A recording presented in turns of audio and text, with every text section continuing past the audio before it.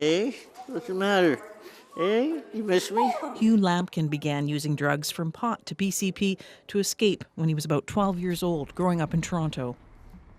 You know, you gotta walk a mile in a man's shoes to know exactly what's going through his head. Years of using drugs helped deal with memories of abuse. I didn't get any joy, but I would get comfort. Like, I was able to cope and deal with things. But a year and a half ago, he had a bad fall. When I went to stand back up again, I couldn't stand up straight, and it's been there ever since. He's one of thousands of Canadians with chronic health issues related to past opioid abuse or overdoses.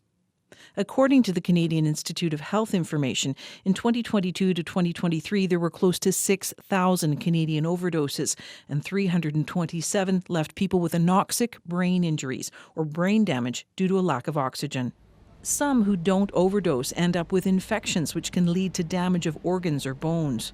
If it spreads to the bones, causing an infection called osteomyelitis, it will cause the bones to collapse so that people will have collapsed spines, not be able to stand up straight, not be able to walk properly.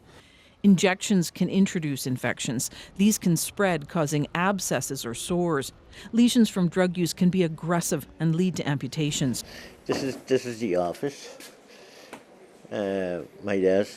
Experts say more study is needed to help people like Hugh heal and rehabilitate. And I went to see a specialist about 2 weeks ago, and he came out the room. And when he came out the room, I knew it. I just knew by his face that they were going to say no. And he was saying the reason that they're not going to operate is because when I was younger, I was doing drugs. Many aren't considered for organ transplants or complex surgeries, like Hugh, who no longer uses drugs.